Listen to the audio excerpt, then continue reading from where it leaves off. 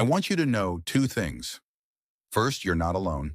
And second, there's a better way forward than what you're probably doing right now. 7 steps that will help you respond with dignity, protect your emotional well-being, and potentially even save the relationship or know when it's time to move on. Step 1, stop and assess the situation. Person taking a deep breath, putting phone down, and stepping away.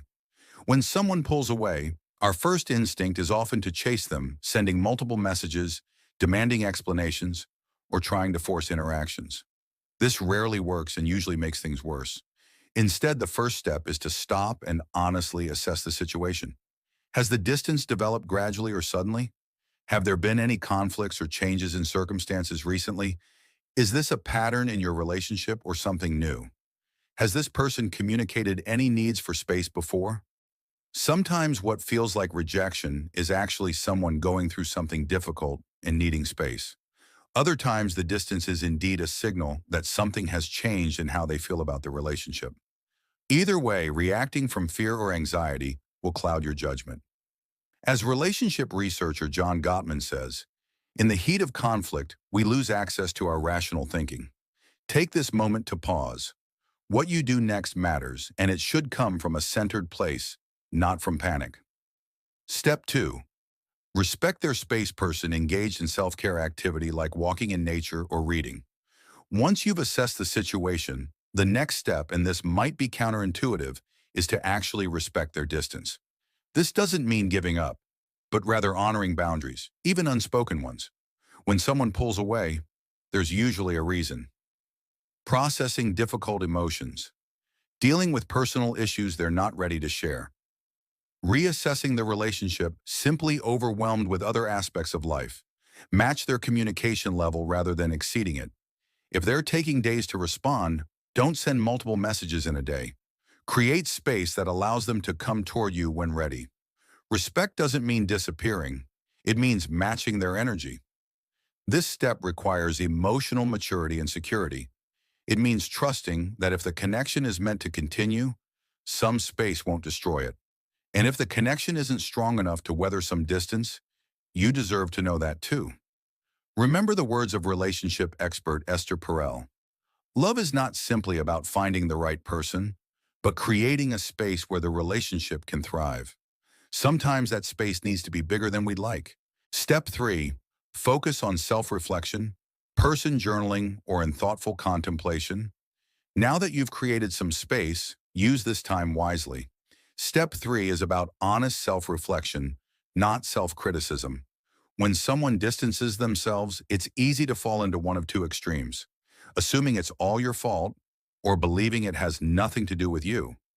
The truth usually lies somewhere in between. Ask yourself these reflection questions. Have I been showing up in this relationship in a healthy way? Have I respected their boundaries in the past? Have I been attentive to their needs as well as my own? Have there been patterns in my past relationships similar to this? Self-reflection questions with bullet points. The goal here isn't to blame yourself, but to learn and grow, regardless of what happens with this relationship. As Maya Angelou wisely said, when you know better, you do better. This distance, painful as it is, offers an opportunity to understand yourself more deeply. Maybe you'll recognize patterns of anxious attachment that have led you to cling tighter when someone pulls away. Or perhaps you'll see that you've been accepting less than you deserve for too long. Whatever insights emerge, they're valuable for your growth, whether this relationship continues or not. Step 4, communicate once, clearly and calmly. Person composing a thoughtful message or preparing for a conversation. After you've given some space and done your self-reflection, step 4 is to communicate, but just once, clearly and calmly. This isn't about demanding answers or laying out ultimatums. It's about expressing your observation of the change dynamic and opening a door to conversation. Send a message that includes an observation, not accusation, about the distance, an expression of care for them, an invitation to talk when they're ready, assurance that you respect their needs. I've noticed we've been connecting less lately, and I want you to know I'm here if you want to talk about anything. I value our relationship and care about how you're doing. I understand if you need space right now, and I respect that. I'm here when and if you're ready to talk. Notice what this message doesn't do.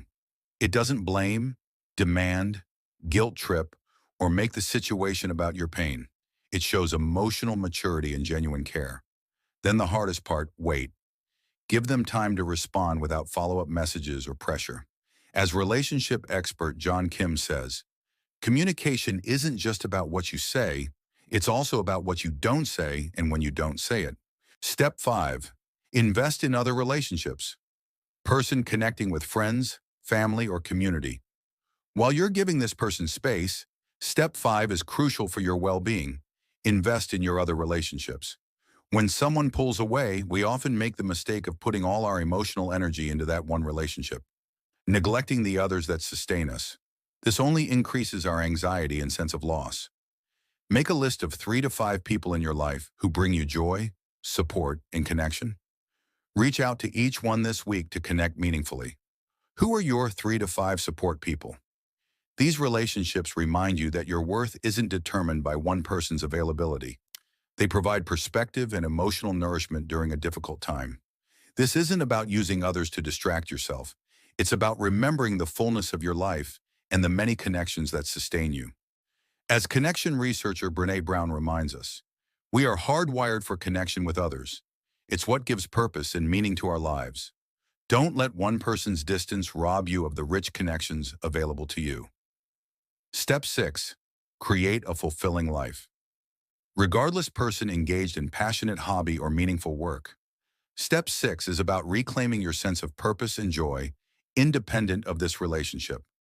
Create a fulfilling life regardless of their response. When someone distances themselves, we often put our happiness on hold, waiting for them to return before we allow ourselves to fully engage with life again. This creates unnecessary suffering and actually makes us less attractive to others. Choose one area of your life to develop more fully right now. A long-neglected passion or hobby, your physical well-being, a career goal or project, a personal growth practice. Contributing to others or a cause you care about, your life areas to develop with bullet points. This step is transformative because it shifts your focus from what you can't control, another person's choices, to what you can, how you spend your time and energy. As you invest in creating a life that feels meaningful to you, something remarkable happens. You begin to feel more confident, centered, and complete, whether this person comes back or not. Remember the wisdom of Paulo Coelho. When we strive to become better than we are, everything around us becomes better too. Step 7. Set a timeline and boundaries. Person looking resolved, perhaps marking calendar or writing in journal. The final step requires courage and self-respect. Set a timeline and clear boundaries for yourself. While you should absolutely give someone space and time if they need it, you shouldn't wait indefinitely in emotional limbo. Your time and emotional energy are precious resources. Privately decide how long you're willing to remain in this uncertain situation. When that time comes, be prepared to have a direct conversation or make a decision about moving forward. Respect yourself enough to set boundaries. This isn't about issuing an ultimatum to the other person. It's about being honest with yourself about what you need and deserve. If they haven't responded to your earlier communication by your deadline, you might decide to reach out one final time with more directness. Accept that the relationship has fundamentally changed.